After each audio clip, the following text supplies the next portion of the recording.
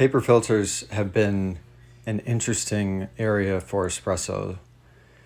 And about a year ago, I started experimenting with including paper filters in my basket prep.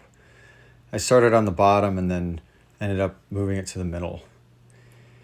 I didn't quite understand what it was doing. It seemed that paper filters would improve extraction, but I didn't know quite how. I think the original thinking when using these was that it reduced the espresso filter basket from being clogged, but when I use these with a staccato shot where you have a layer of fines on the bottom, there didn't appear to be any clogging.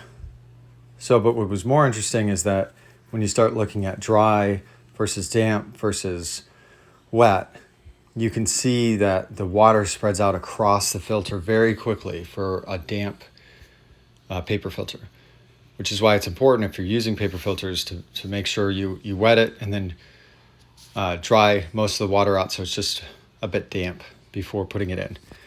And as you can see, it causes the water to shoot across the filter. And I think this is what gives it the property that allows it to improve extraction.